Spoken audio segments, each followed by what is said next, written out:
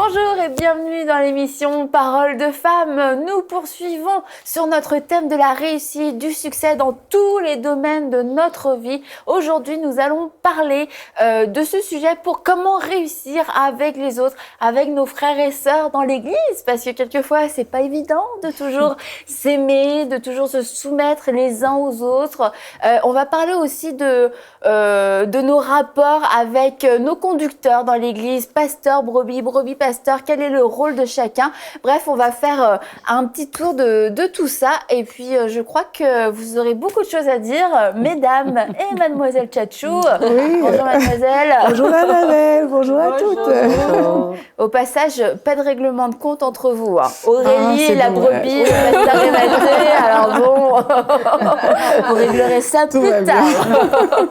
Donc, bonjour pasteur Renate, encore avec nous aujourd'hui. Bonjour. Encore bonjour. Demain aussi, hein, on demain finit aussi. La semaine. Hein. Oui, on finit la semaine ensemble. Tout à fait. On va parler de cette soumission les uns aux autres. C'est pas juste un rapport d'autorité. Ah bah c'est un pasteur, il a un titre, etc. C'est un commandement en fait qu'on a tous reçu dans la Bible. Et je pense que comme on l'a dit tout au long de la semaine, Dieu fait les choses par amour. Dieu a organisé les choses par amour pour notre bien à tous. Il nous dit soumettez-vous les uns aux autres. Et je crois que c'est un conseil, si on veut être intelligent, à saisir pour avoir des relations harmonieuses les uns avec les autres. Tout à fait, parce que chacun de nous a quelque chose de particulier.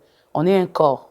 Et la Bible dit que la main travaille pour les pieds et vice-versa. Ce que les pieds peuvent faire, la main ne peut pas le faire. Donc, quand c'est la main qui dirige, les pieds sont appelés à suivre. Donc, dans ces rapports-là, on voit qu'on n'est pas les seuls, même si on est l'autorité, à avoir une autorité. Il y a des moments où le Seigneur fait que le don de mon frère le positionne en avant et je dois me soumettre à ce frère-là. Mm-hmm. On peut prendre l'exemple dans une chorale ou encore un lead qui nous dirige pendant la prière. Lorsqu'il nous demande de nous lever, on se tient debout, on se soumet à ce qu'il dit, parce qu'à ce moment-là, c'est lui qui est l'autorité, c'est lui qui a l'autorité déléguée et il nous conduit dans la direction que le Seigneur demande. Donc, ça, c'est un exemple. Et au-delà de ça, c'est vraiment dans nos rapports à tous les jours, la dimension où on se soumet par rapport à l'autre est très importante parce que c'est ça qui amène l'harmonie. Mm-hmm. Ça permet l'entente, ça permet vraiment une ambiance saine de travail où on est capable de se parler, comme on l'a dit dans les émissions précédentes. La soumission les uns aux autres amène la communion. Ça permet qu'on puisse avoir du temps pour se parler et se comprendre. Quand la communication est rompue, on ne peut plus avoir d'entente. Mm-hmm. Donc, c'est vraiment important de cultiver la soumission les uns aux autres, et de regarder les autres comme étant supérieurs, comme Paul nous le dit, parce que c'est la seule manière pour nous de vraiment profiter de ce qu'il y a dans leur vie et se mettre au service pour eux. Donc, ouais. Et d'apprendre à nous réjouir aussi, parce que dans ces cas-là, on tombe dans les querelles, dans les rivalités, dans toutes ces choses-là. Et si j'ai une jalousie envers Aurélie, je ne vais pas réussir à me soumettre à elle parce que j'ai pas cet amour pour... j'en ai, hein. C'est un exemple. Je sais, Annabelle, qui ne m'aime pas. Franchement. Mais lorsqu'il n'y a pas cet amour fraternel, en fait, on va tout le temps vouloir peut-être imposer notre volonté ou s'imposer sur la personne. Oui, effectivement. C'est qu'on est dans une société où on a été parfois habitué à penser à nous tout seul, à être un peu égocentrique. Et du coup, quand il y a des personnes en face de nous pour lesquelles on n'a pas un amour naturel, on a parfois tendance soit à les mépriser, soit à ne pas considérer les actes qu'elles posent. Et cela peut nous amener quelque part à un manque de soumission. Et pourtant, comme on l'a dit, la Bible nous dit « soumettez-vous les uns aux autres ». Comme Apé disait, il y a des personnes qui sont en autorité, que Dieu a déléguées, auxquelles on doit se soumettre. Mais même dans nos rapports vraiment juste simples entre êtres humains, on doit se soumettre les uns aux autres. Parce que s'il y a une chose qu'on doit comprendre, pour moi, c'est que on ne sera pas d'accord avec tout le monde sur tous les sujets. Ça, c'est une chose. Mais on doit quand même être soumis les uns aux autres, quelles que soient les différences qu'on a les uns vis-à-vis des autres. Non seulement la Bible nous le demande, mais dans nos rapports, c'est bénéfique pour nous, en tant que personnes, d'être soumis les uns aux autres. Ça évite des problèmes, ça évite même, j'ai envie de dire, de se mettre sous une forme de joug, sous lequel, si je vois par exemple Mathilde et qu'elle fait des trucs où je suis pas d'accord et je me soumets pas à Mathilde, et là je serais comme un peu esclave de moi-même, parce que là j'aurais comme des conflits, tout ce qu'elle dit va m'affecter, et pourtant j'aurais pu juste être bien, libre, OK avec ce que Mathilde dit, me soumettre à sa façon de penser et me réjouir même pour ça, parce que c'est normal qu'on ait des différences. Et me réjouir pour elle me permet comme d'aimer et de comprendre que c'est une personne à part entière que le Saint-Esprit peut aussi utiliser de façon différente. Exactement, de façon différente. Et moi, juste le fait de respecter ça, pour moi, c'est non seulement valoriser la personne, mais valoriser l'esprit de Dieu qui est dans la personne. Parce que ne pas le respecter, ce serait comme, OK, moi, le Saint-Esprit peut tout me dire, mais à elle, le Saint-Esprit, il peut rien dire. Et ça, je pense que c'est un point sur lequel il faut quand même qu'on y réfléchisse. Ne pas brader les autres, ne pas se dire, ben, elle, je ne me soumets pas parce que je la considère inférieure. Et le fait de se soumettre les uns aux autres, ça, comme tu disais, ça permet d'enlever cette prison. C'est une prison qui nous limite totalement dans l'amour, parce qu'on se limite dans ce que la personne peut recevoir et dans ce que la personne aussi peut nous donner. Et pourquoi cette personne-là ne serait pas un canal de bénédiction pour nous, alors qu'elle ne nous ressemble pas, qu'elle n'est pas à notre image. Mais la Bible nous dit que nous avons été faits à l'image de Dieu et que cette personne a été créée à l'image de Dieu. Et dans les Proverbes, on lit celui qui méprise le pauvre, méprise son Créateur. Et c'est pas forcément des pauvres, mais ça, dès qu'on a du mépris pour une personne, on le considère comme pauvre, pauvre comparé à nous dans certains aspects de sa personne. Mais en fait, on est en train de juger l'œuvre du Créateur. Et puis, on peut penser différemment, mais ça demande vraiment un ménage dans notre mentalité. OK, il faut que j'arrive à penser différemment. Seigneur, c'est toi, je pense d'abord à travers tes yeux. C'est toi qui l'as créé. Qu'est-ce que tu aimes chez cette personne? Qu'est-ce que tu valorises? Et puis, à partir de ce moment-là, on va voir les choses différemment, parce que quand on passe de notre point de vue à nous, c'est sûr que tout ce qui nous gêne, tout ce qui est différent, on a tendance à l'écarter. Et pour en revenir, hier, on a parlé des enfants. Je pense que ça aussi, c'est une faiblesse dans beaucoup d'éducation, c'est d'éduquer nos enfants à notre image, d'en faire des enfants à notre image. Et étant imparfait, on fait un modèle encore plus imparfait. Donc, de génération en génération, ça devient de pire en pire. Oui, vraiment. Mais dans l'Église, on a nos rapports mutuels les uns envers les autres. Et puis, il y a aussi ce rapport qu'il peut y avoir entre le pasteur, entre les responsables et puis les chrétiens, les brebis. Quelquefois, et malheureusement souvent, en fait, c'est des rapports qui sont très conflictuels, parce que quand l'autorité, la soumission sont amenées dans le cadre de l'Église, il n'y a pas forcément de salaire en question. Donc, ce que je me permets pas de dire à un patron, parce que c'est lui mon employeur et j'ai pas envie de me faire licencier, je peux peut-être me permettre de le dire au pasteur, je peux peut-être me permettre de le dire à un responsable. Mais alors là, est-ce qu'on est dans un modèle biblique?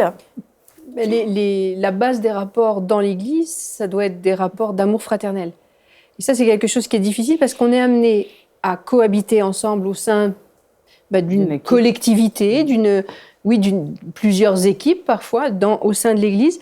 On est amené aussi à s'aimer, puisque la Bible nous dit qu'il faut avoir un modèle d'amour les uns pour les autres. Donc c'est des rapports qui sont différents de ceux qu'on peut avoir au travail.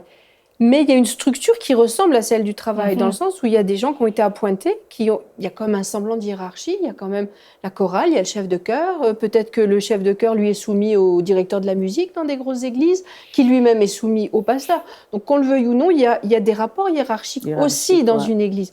Donc, ce qui fausse la donne, c'est qu'on est appelé à avoir des rapports fraternels d'égal à égal, considérer l'autre comme au-dessus de soi, meilleur que soi, avoir du respect les uns pour les autres sur une base d'amour fraternel, donc une familiarité. Mais on est aussi amené à fonctionner dans une structure qui est hiérarchique. Et c'est ça qui pose problème et qui perturbe certains. Il y en a qui ont beaucoup de peine à se soumettre à l'autorité dans l'Église parce que justement, il y a cette base.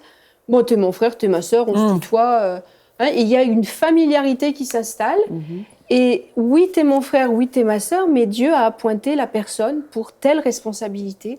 Alors, ça va être la responsable du ménage, la responsable de la chorale, peu importe quelle responsabilité, la responsabilité pastorale, et on doit s'y soumettre.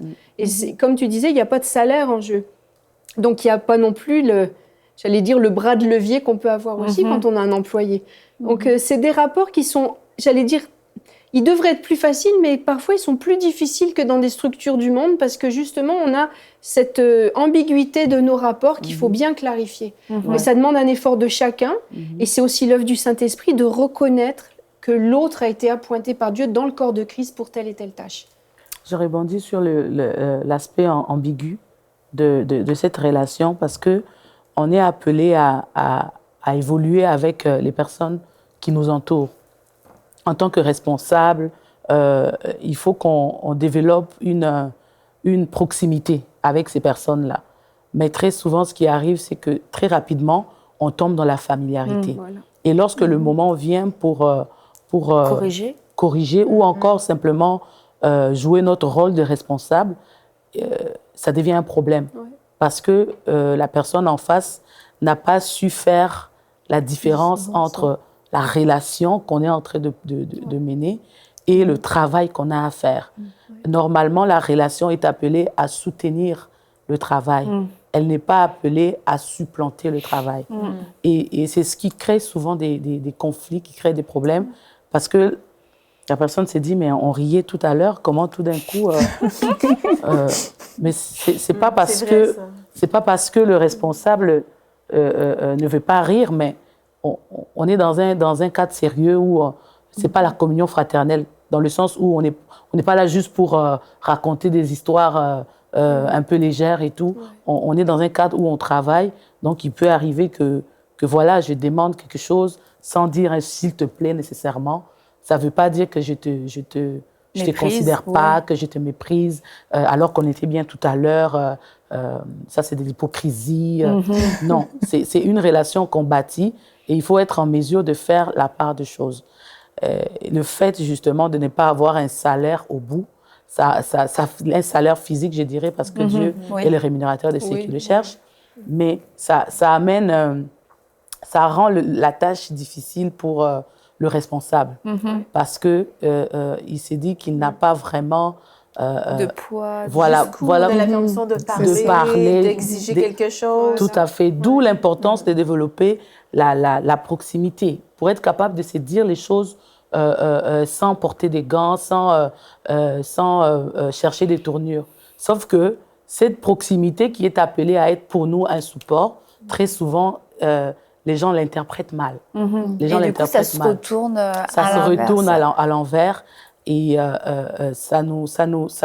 ça bloque l'avancement des choses. Et ça bloque l'avancement et puis je dirais que quelquefois ça bloque même la communion, la simplicité de la communion fraternelle parce que le responsable se retrouve dans une situation de calcul permanent. Genre je m'approche un peu trop, ça risque de créer de la familiarité. Voilà. Je m'éloigne trop, j'ai l'air d'être quelqu'un qui se croit supérieur à tout le monde. Et dans les deux cas, je veux dire, dans les deux cas de figure, il y a des avantages de soumettre à une autorité, mais il y a aussi des inconvénients. Mais en tant qu'autorité, il y a des avantages, mais il y a aussi des inconvénients. Et quelquefois, on voit peut-être un peu moins ce côté-là. C'est comme le côté, bon, l'autorité donne ses ordres d'une quelconque façon, puis on parle des bienfaits de la soumission, etc.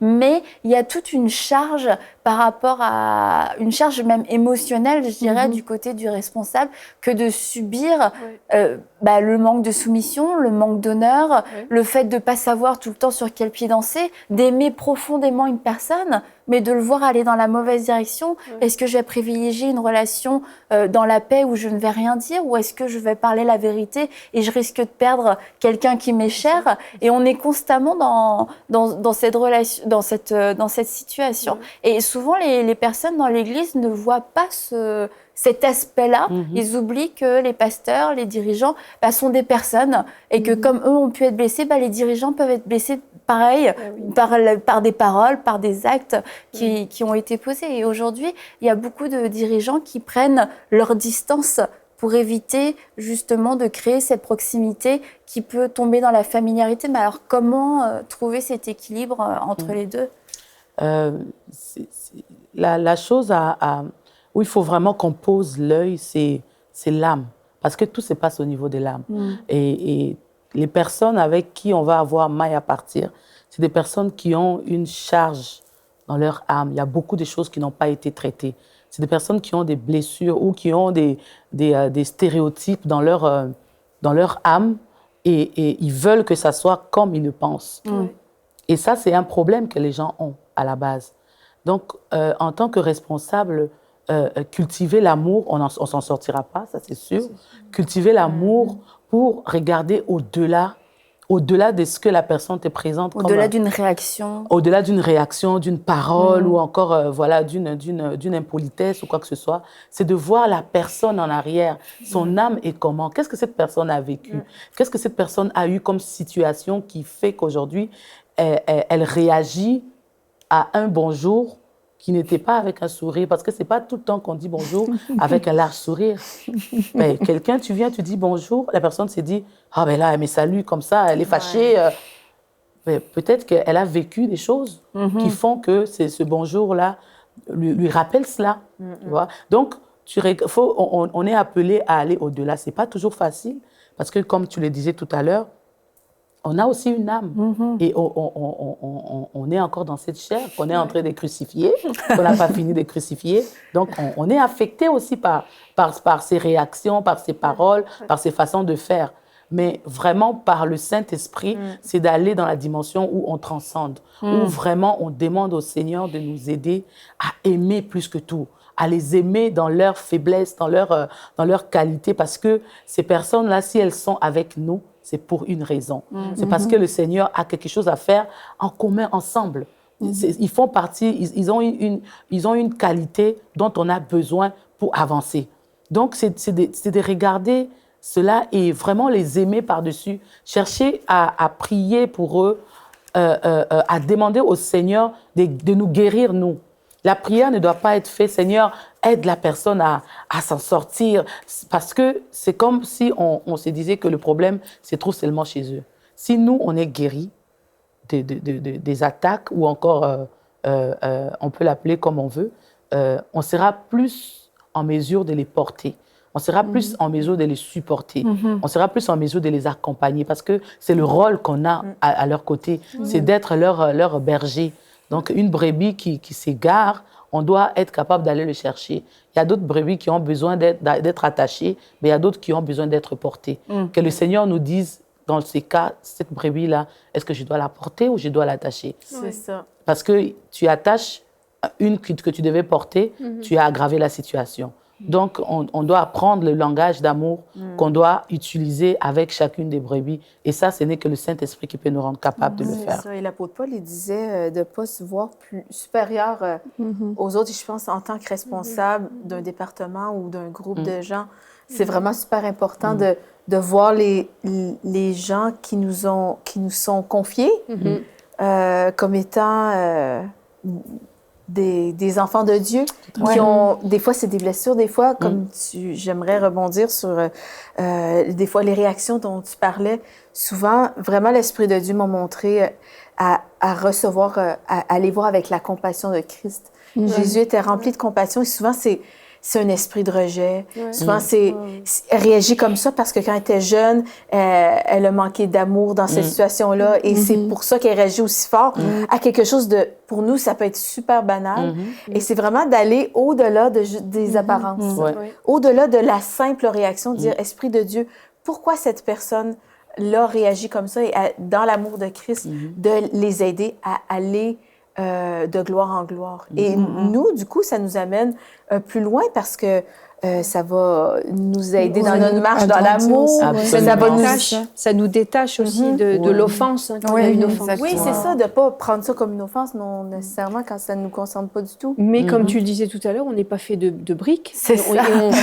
Et c'est d'autant plus vrai dans un contexte d'église où on investit humainement dans la vie de l'autre. On investit, on protège, on nourrit parce qu'on est appelé à ça en tant que berger ou aide-berger, parce que dans l'Église, il n'y a pas que le pasteur, il y a tous ceux qui sont responsables de petits groupes, des gens comme ça, qui ont une charge de berger. Et quand on est dans cette position-là, oui, on investit dans la vie des gens. Les gens sont importants pour nous. Et on y met notre cœur, nécessairement. Et ça, c'est là que ça devient une vulnérabilité pour nous, c'est que quand on y met notre cœur, quand on nous griffe, c'est là que ça fait mal. Et il faut aussi, et c'est ça la complexité d'être un leader dans une église, c'est qu'il faut à la fois voir dans l'autre, l'aimer, voir, comme tu dis, les blessures, mais aussi se prendre les coups. Et simultanément, parfois, c'est vraiment difficile à faire parce que on est humain et on a aussi nos blessures, on a aussi nos choses à régler, on n'est pas parfait encore. Et c'est tellement complexe. Et quand on est un leader dans l'Église, à quelque niveau que ce soit, la charge de l'autre, c'est d'autant plus important de se remettre quotidiennement entre les mains de Dieu pour arriver à gérer ça.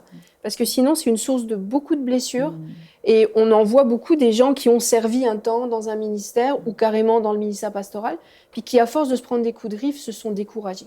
Donc on a vraiment, on a mis le doigt là sur la difficulté principale du leadership dans l'Église. Moi, je pense qu'il faudrait aussi, ça te donne aussi un thermomètre de là où toi tu es en tant que leader. Oui. Ça te fait comprendre que, OK, je pensais être plus patient que ça, mais en fait, il y a encore des choses à travailler.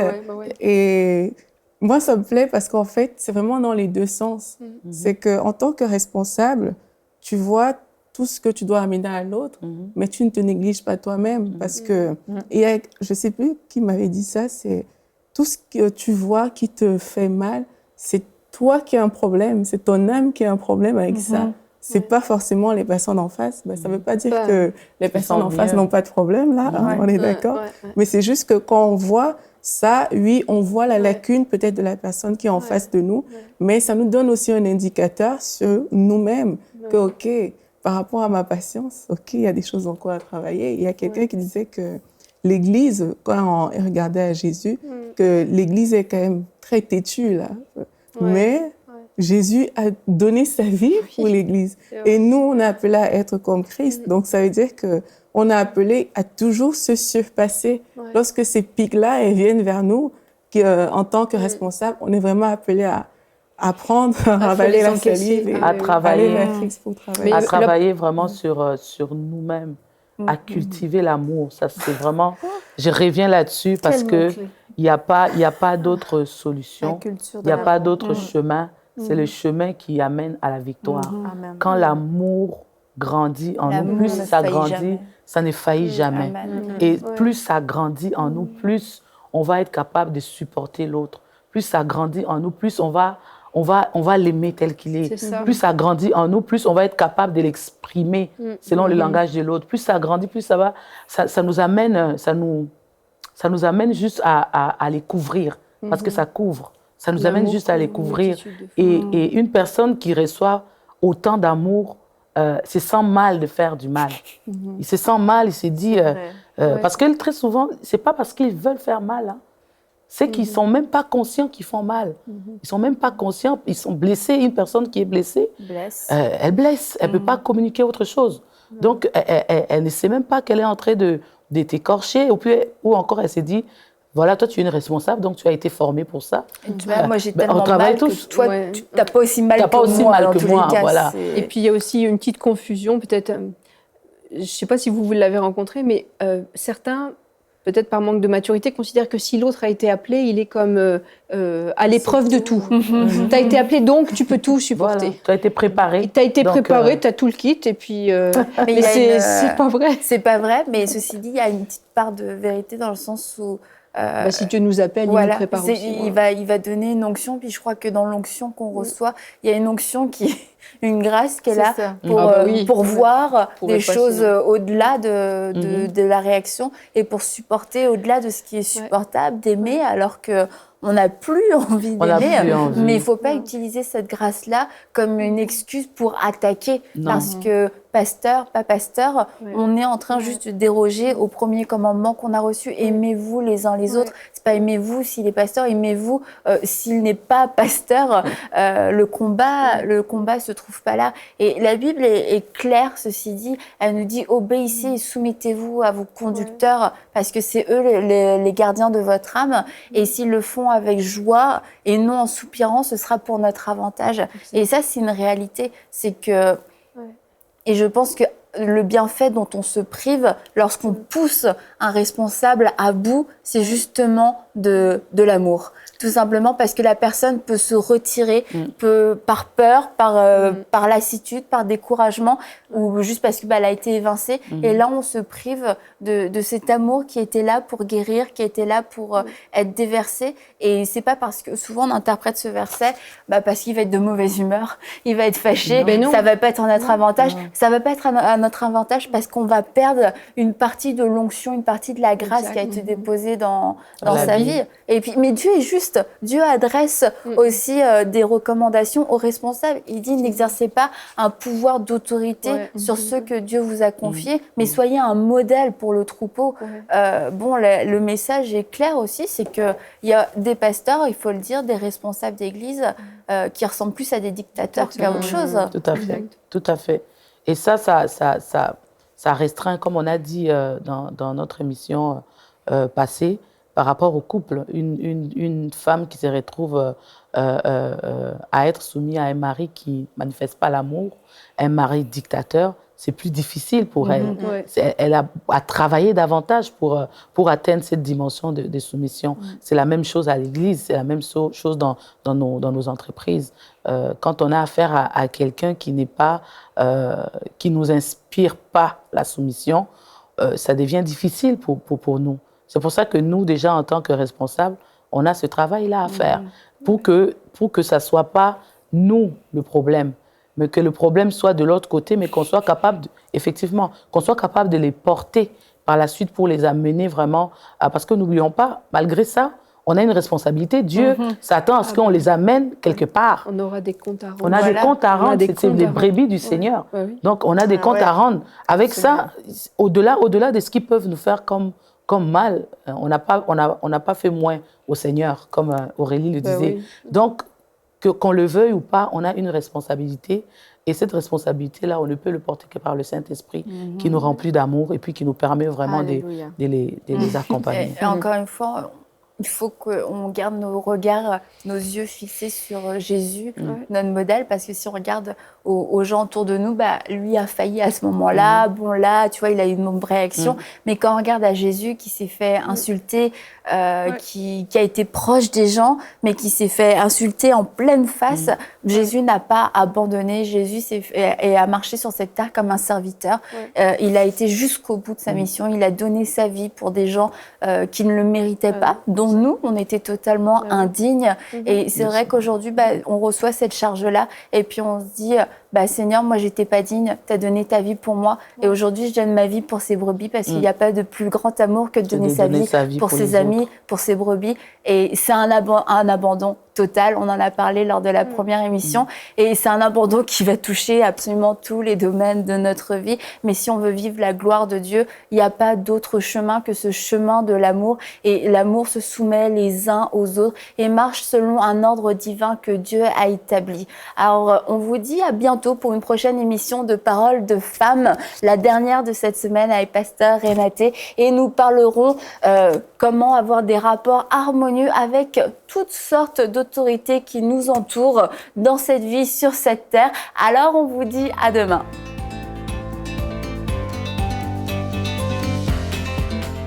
Retrouvez toutes les émissions de Paroles de femmes en intégralité sur www.emcitv.com. Cette émission est rendue possible grâce au précieux soutien des partenaires d'Enseigne-moi Canal International. Retrouvez tous nos programmes sur emcitv.com.